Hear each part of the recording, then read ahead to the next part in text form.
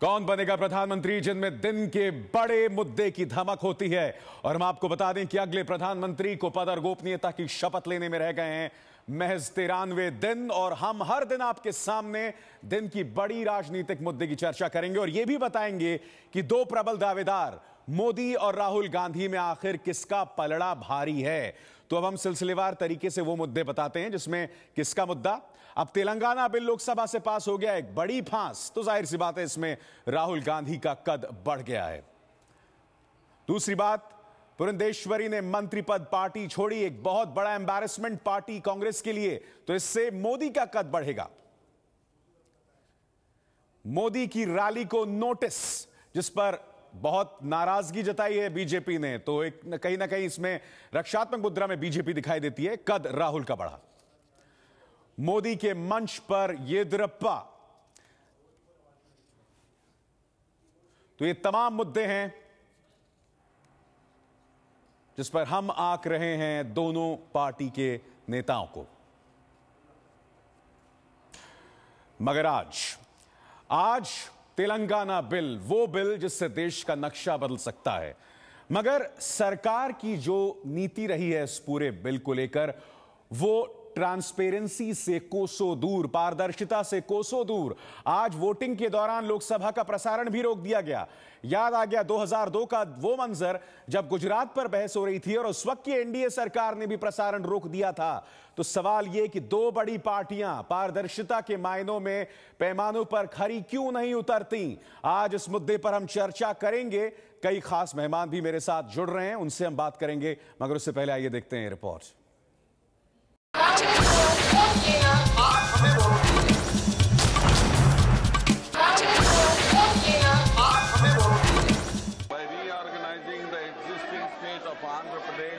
Into two separate states of Andhra Pradesh and Telangana.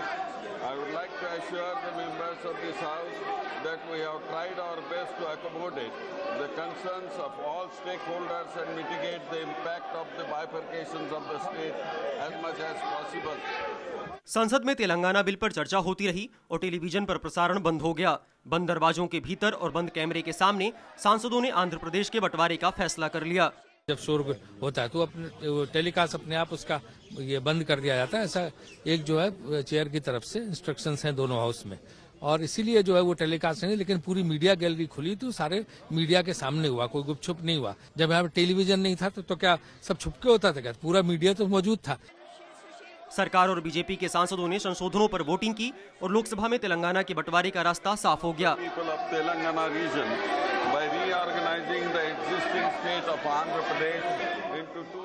जिस दिन लोकसभा में बिल पेश किया गया था उस दिन सदन में काफी हंगामा हुआ था और पेपर स्प्रे छिड़कने जैसी घटना हुई थी। इसी आशंका की वजह से सदन में मार्शल बुलाए गए थे और टीवी प्रसारण पर भी रोक लगा दी गई थी, जिसके बाद टीएमसी और जेडीयू के सांसदों ने विरोध में सदन से वॉकआउट किया। अजीब तरह का बंटवारा है। हम अपने विचार रखते, लेकिन उस विचारों को रखने की वहाँ कोई गुंजाइश नहीं, और इस तरह का बंटवारा मैंने नहीं देखा। मीडिया में छपी खबरों के मुताबिक जब एनडीए की सरकार थी तब 2002 में भी 2 बार लोकसभा का प्रसारण रोक दिया गया था। पहली बार गुजरात दंगों के बाद 28 फरवरी 2002 को लोकसभा में बहस का प्रसारण रोका गया, जबकि दूसरी बार मई 2002 में सरकार के खिलाफ आए अविश्वास मत प्रस्ताव के दौरान प्रसारण रोका गया था। एक तरफ जहां कड़े पहरे में संसद में बिल पर मुहर लग रही थी, वहीं दूसरी तरफ हैदराबाद में तेलंगाना समर्थक टीआरएस कार्यकर्ता जश्न मना रहे थे। सूत्रों के मुताबिक तेलंगाना के विरोध में बुधवार को मुख्यमंत्री किरण कुमार रेड्डी इस्तीफा दे देंगे। तेलंगाना विरोधी वाईएसआर कांग्रेस ने भी इस देश के लिए काला दिन बताया है और बुधवार को आंध्र प्रदेश बंद का ऐलान किया है। This is a black day in the history of this country and we are declaring a band tomorrow in the state of Andhra Pradesh. सरकार के लिए मुसीबत यहाँ खत्म नहीं हुई, लोकसभा से पास करा लिया गया है, लेकिन खुद सरकार के वो मंत्री जो सीमांध्रा इलाके से आते हैं, उन्होंने सरकार के इस फैसले को चुनौती देने का फैसला किया। एबीपी न्यूज से बात करते हुए केएस राव, जो कि केंद्रीय मंत्री हैं, उन्होंने कहा कि इस फैसले को वो अनडेमोक्रेटिक मानते हैं और सुप्रीम कोर्ट में चुनौती दी जाएगी, और अगर सही वक्त पर उन्हें महसूस हुआ तो वो और उनके कैबिनेट कोलीग्स इस फैसले को लेकर मंत्रिमंडल से इस्तीफा भी दे सकते हैं। तो इससे पहले कि हम अपनी बहस का रुख करें, एक और तस्वीर जिसमें ममता बनर्जी आशीर्वाद ले रही हैं अन्ना हजारे का। जैसे कि आप जानते हैं कि अन्ना हजारे ने कह दिया है कि वो ममता बनर्जी के लिए चुनाव प्रचार में उतरेंगे। यहां पर आप देख सकते हैं ममता बनर्जी जो हैं उनका आशीर्वाद ले रही हैं, एक नहीं 4-4 बार, और अन्ना हजारे जो हैं उन्हें बुजुर्ग मानते हुए ममता बनर्जी उनके चरण स्पर्श कर रही हैं।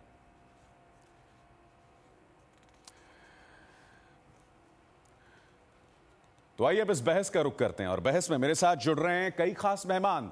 कांग्रेस की तरफ से संजय निरुपम, बीजेपी की तरफ से सुधांशु त्रिवेदी, एमआईएम की तरफ से असदुद्दीन ओवैसी और अली अनवर, जेडीयू की तरफ से आप सबका स्वागत है। क्या वजह है संजय निरुपम साहब, जब सरकार के लिए कोई मुद्दा असहज कर देने वाला होता है, जहां उसकी पारदर्शिता पर निशाना उठने वाला होता है, तब अचानक लोकसभा का प्रसारण फुस हो जाता है? तो जनता आपकी बात का बिल्कुल भी विश्वास नहीं करेगी अगर ये टेक्निकल ग्लिच का दलील यहां पर दी जाएगी तो।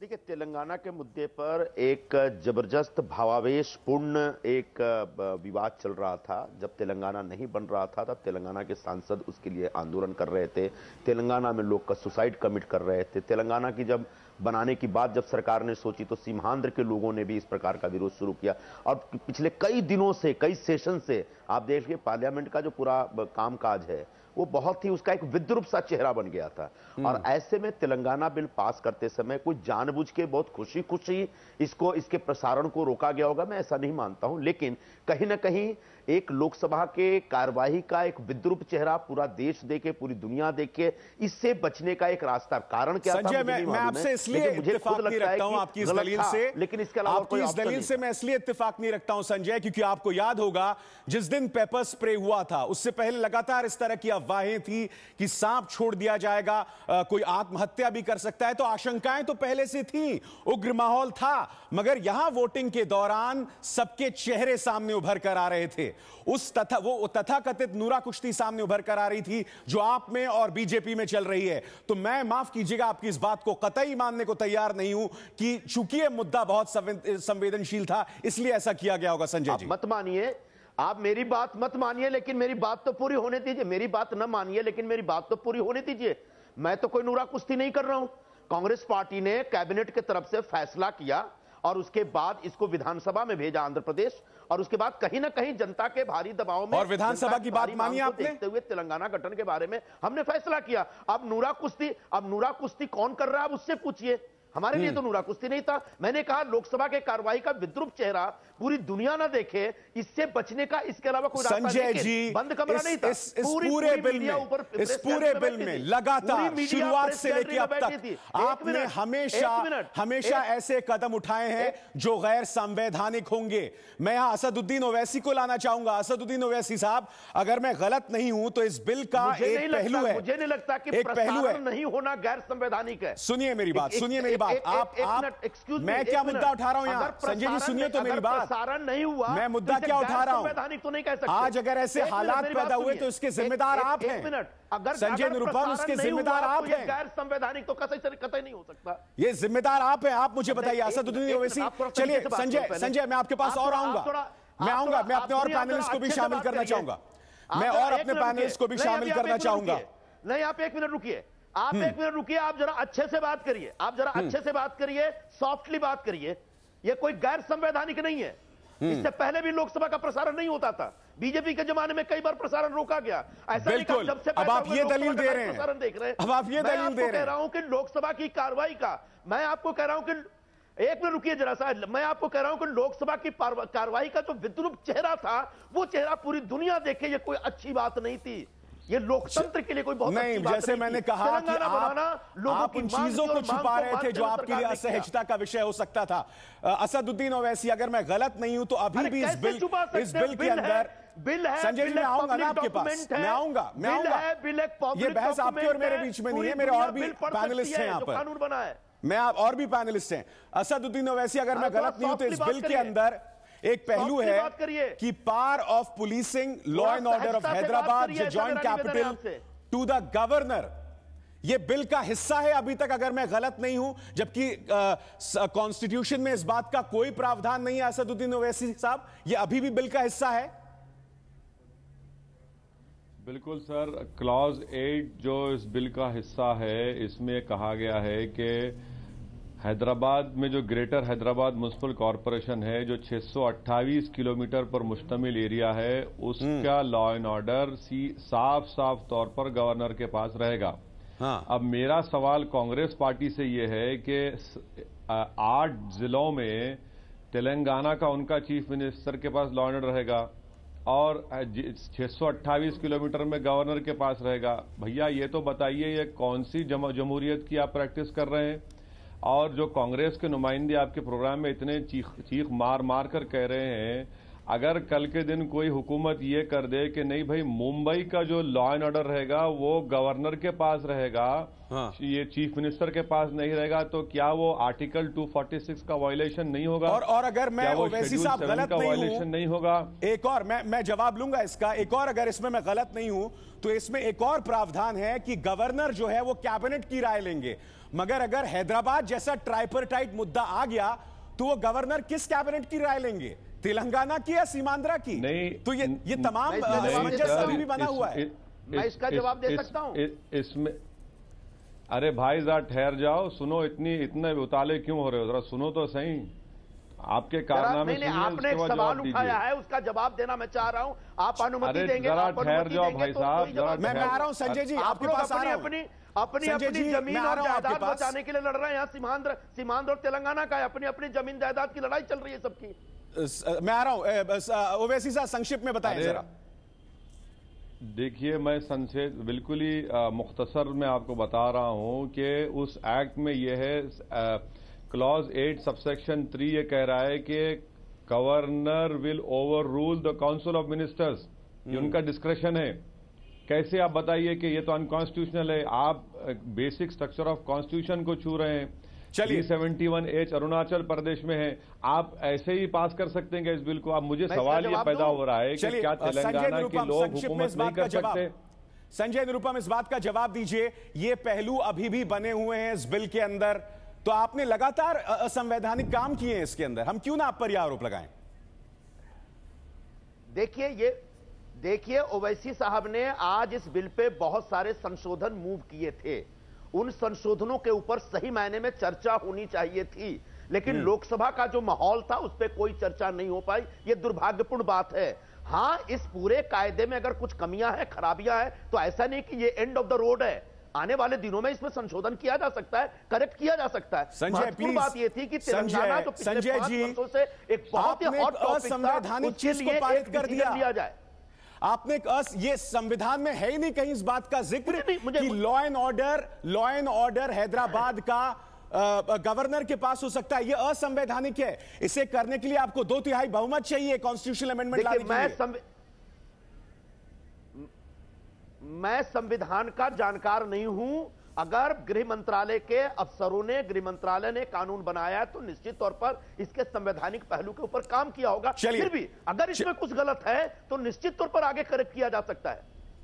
वो गलती चली गई, ये सबसे बड़ी अजीब बात है। सुधांशु त्रिवेदी, मैं जानना चाहता हूं, आज सुषमा जी कह रही थी कि हमने कई संविधान अपनी तरफ से प्रस्ताव किए मगर वो सरकार ने नहीं माने। आज आडवाणी जी का दिल रो रहा था, दुखी थे वो। ये किस तरह के घड़ियाली आंसू हैं? इस तरह का जो हुआ पूरा मामला, जिस तरह से बिल पारित हुआ, बिल में इतनी असंवैधानिक चीजें हैं, ये घड़ियाली आंसू में आपके ना मानूं तो क्या मानूं सुधांशु जी? देखिए, इसमें घड़ियाली आंसू का तो प्रश्न ही नहीं है। जहां तक तेलंगाना का प्रश्न था तो भारतीय जनता पार्टी की ये एक वर्षों से प्रतिबद्धता थी तेलंगाना के विषय में, तो हम उसके समर्थन में थे। 2006 में राजनाथ सिंह जी ने महबूब नगर की रैली में बोला था और 2009 में आडवाणी जी ने। अब जहां तक ये आज जो परिस्थिति उत्पन्न हुई है, ये पूरा एक दुखद दृश्य जो उत्पन्न हुआ है, ये तो कांग्रेस ने उत्पन्न किया है। 10 साल ये शासन में रहे, ना समस्याओं का सुधांशु जी, ये मेरे सवाल का जवाब नहीं हुआ। मिलना चाहिए। सुधांशु जी, ये मेरे सवाल का जवाब नहीं हुआ। मैं आपसे ये पूछ रहा हूं कि इस तरह से जो आज, जिस तरह से लोकसभा की कार्रवाई भी बंद कर दी गई, जिस तरह से तमाम असंवैधानिक चीज इस बिल के अंदर हैं, वो पारित हो गया, क्यों खामोश रहे आप? अब ये क्यों दलील दी जा रही है कि बाद में चीजें सुधारी जा सकती हैं? 2002 में आपने भी यही किया था गुजरात में जब दंगे पे चर्चा हुई थी। तो यहां तो ऐसा लग रहा है जिसकी लाठी उसकी भैंस। जी नहीं, आपने जो कहा कि अडवाणी जी और सुषमा जी के मन में जो दुख की अभिव्यक्ति हो रही थी वो इसलिए हो रही थी कि जब केंद्र की सरकार को राज्यों के मामले में अभिभावक का दर्जा होता है, यानी वो अपने स्तर से निर्णय ले सकते हैं, तो अभिभावक को न्याय करना चाहिए। तो आपने ये नहीं वॉकआउट दिखना क्यों नहीं चाहिए किया कि वो सुधांशु जी? पक्षपाती होकर अपने व्यक्तिगत इंटरेस्ट जब ये तमाम पहलू थे सुधांशु जी, तो आपने वॉकआउट क्यों नहीं किया? साफ सी बात है, उसका कारण है कि हमारा तेलंगाना पर प्रतिबद्धता 1997 से है, जब हमने रेजोल्यूशन पास किया था। प्रतिबद्धता तो किस बात की? तेलंगाना के मुद्दे पर सुधांशु जी, इस बिल में असंवैधानिक चीजें हैं। मैं पढ़ चुका हूं कार्यक्रम की शुरुआत में, मैं वो दो पहलू बता चुका हूं जिसका जिक्र असदुद्दीन ओवैसी कर रहे हैं। असदुद्दीन ओवैसी साहब, आप इसका रिएक्शन देना चाहेंगे? सुधांशु जो कह रहे हैं। नहीं, देखिए, बीजेपी शुरू से कह रही थी कि वो इस बिल के पास होने नहीं देंगे तब तक इसका पूरा बहस ना हो जाए, और दिन में पास होने देंगे। ऑन रिकॉर्ड उनके लीडर्स ने कहा। मैं ये पूछना चाह रहा हूं कि भाई ना सिर्फ लॉ एंड ऑर्डर गवर्नर के पास, बल्कि हिंदुस्तान के कॉन्स्टिट्यूशन में कहां पर एक कॉमन कैपिटल या जॉइंट कैपिटल होगा? क्या कोई गवर्नर दो स्टेट का गवर्नर हो सकता है? आप बताइए कि इतनी गलतियां इसमें हैं, और बीजेपी तो बड़े बड़े दावे कर रही थी कि हम ऐसा करेंगे, बहस के बगैर होने देंगे, मगर खामोश एक अमेंडमेंट मूव नहीं हुआ इसमें। और साथ ही साथ सबसे बदबख्ती की बात यह है कि वो हिंदुस्तान की सबसे बड़ी पंचायत है। अगर मैं पार्लियामेंट में जाकर गैर दस्तूरी काम करता हूं तो मेरी आवाम को जानना चाहिए कि भाई मैं क्या काम कर रहा हूं, और स्पीकर के पास पावर है मुझे निकाल कर फेंकने के लिए। आप टेलीकास्ट क्यों बंद कर दिए? क्यों गवर्नमेंट खामोश रही? क्यों अपोजिशन खामोश रही? हिंदुस्तान की ये पार्लियामेंट ये सिर्फ कांग्रेस और बीजेपी की जगह नहीं है भाई, इसमें बहुत से पार्टियां हैं, बहुत से लीडर्स हैं जीत कर आते। ये तो मैच फिक्सिंग दोनों में हो चुकी है कि ये वो करेंगे वो करेंगे। मैच फिक्सिंग एक अहम आरोप आप लगा रहे हैं। जनता दल यूनाइटेड से अनवर अली साहब दोनों मिलकर कैसे डिसाइड करेंगे? मैं इससे पहले कि संजय और सुधांशु के पास जाऊं, अनवर अली साहब, आज जो हुआ, जनता दल यूनाइटेड ने भी वॉकआउट किया। बीजेपी की ये दलील, हमारा दिल तो रो रहा है मगर हमने बिल पारित कर दिया, बजाय बावजूद इसमें कि इसमें इतने लूप होल्स हैं इस बिल के अंदर जिसका हम जिक्र कर रहे हैं लगातार इस कार्यक्रम के अंदर। तो ये दोहरे मापदंड नहीं हुए अनवर अली साहब? देखिए, सबसे पहली बात यह है कि जो ये तर्क दिया जा रहा है कि संसद की कार्रवाई का विद्रूप रूप लोगों को सामने नहीं आ जाए, इसके लिए टेलीकास्ट रोका गया। तो मैं कहना चाहता हूं कि उससे ज्यादा विद्रूप रूप क्या हो सकता है, जबकि मिर्ची स्प्रे किया गया और मिर्ची स्प्रे करने वाले सदस्य कांग्रेस के थे, और उससे ज्यादा विद्रूप रूप क्या हो सकता है कि रूलिंग पार्टी के कैबिनेट के मेंबर बेल में आकर के नारा लगा रहे थे, और ये कोई आज नहीं हुआ, कई दिन से, और तब नहीं प्रसारण रोका गया। दूसरी चीज, मैं इसके लिए जवाबदेह बीजेपी को भी बराबर मानता हूं। आपने ठीक जुमले का इस्तेमाल किया कि नूरा कुश्ती। अगर नूरा कुश्ती और 60 गांठ बीजेपी और कांग्रेस आई में नहीं होती तो इस तरह से कांग्रेस को, रूलिंग पार्टी को हिमाकत नहीं होती कि एक तरह से डेमोक्रेसी का गला घोंट करके और इस बिल को बंद कमरे में पास कराने का वॉइस वोट से किया। संजय निरुपम जी, ओवैसी साहब ने जो कहा, मुझे बताइए अब आपकी बात। एक सेकेंड। हाँ, बोलिए, कंप्लीट कीजिए अपनी बात। हाँ, मैं ये कह रहा था कि ओवैसी साहब ने जो कहा बिल्कुल ठीक कहा कि बीजेपी के सारे नेताओं ने ऑन रिकॉर्ड है ये कहा था कि जब तक इस बिल पर बहस नहीं होगी तब तक हम इसको, किसी बिल के बारे में कहा था, हम पास नहीं होने देंगे। एक बार नहीं कहा था, कई बार कहा था, और हम लोगों ने भी कहा था। मैं दोनों नेताओं से त्वरित रिएक्शन लेना चाहूंगा। नहीं थी तो मैं दोनों नेताओं से त्वरित रिएक्शन। संजय जी, मेरे सवाल का अब तक आपने जवाब दिया। आप खुद कह रहे हैं कि बिल में कमियां हो सकती हैं। कमी नहीं संजय जी, यहां तो मजाक उड़ाया गया है संविधान का। आप तो सांसद हैं, आपके होते हुए ऐसा कैसे हो गया ये? और शिंदे साहब कहते हैं कि ऐसा तो होता ही है लोकसभा के अंदर। देखिए, मुझे नहीं उस बारे में देखो, एक तो मिसकोट मत किया करो आप लोग। आप एंकर हैं, इसका मतलब कुछ भी बोल सकते हैं और किसी पे कुछ भी आरोप लगा सकते हैं, ये अच्छी बात नहीं है। पहली बात, बिल के अंदर क्या खामियां हैं नहीं हैं, इस पर मैं बहुत अच्छे ढंग से कह नहीं सकता, क्योंकि पहले तो मैं संविधान का जानकार नहीं हूं, एक, और दूसरी बात, मेरा विश्वास है कि गृह मंत्रालय ने जब बिल की ड्राफ्टिंग की होगी तो निश्चित तौर पर संवैधानिक प्रावधानों का मान सम्मान रखा होगा। फिर भी मैं कह रहा हूं कि अगर कुछ कमी रह गई, जैसा ओवैसी साहब ने अपने संशोधनों के दरमियान उस भीड़ भड़के में और उस शोर शराबे में अपनी बात रखने की कोशिश कर रहे थे और हम भी समझने की कोशिश कर रहे थे, और अगर उसमें कहीं ना कहीं संवैधानिक प्रावधानों तो अगर ऐसा असमंजस था संजय जी विरोध में कुछ तो इसे मुलतवी किया जा सकता था। मानता हूं मैं ऐसा। एक मिनट ठीक है भैया, आप संविधान के बहुत बड़े विशेषज्ञ हैं, मैंने मान लिया। मैं नहीं हूं विशेषज्ञ, कमी छूट गई है, मैं तो आपके सामने तथ्य रख रहा हूं और कुछ नहीं कर रहा हूं। ऐसा मैं एक सुधांशु जी, आप तो कम से कम इन मुद्दों पर ध्यान दिला सकते थे। आपकी क्या मजबूरी थी? क्या वजह है कि 2002 में जो हुआ वो आपने अप्रत्यक्ष तौर पर आज दोहरा दिया?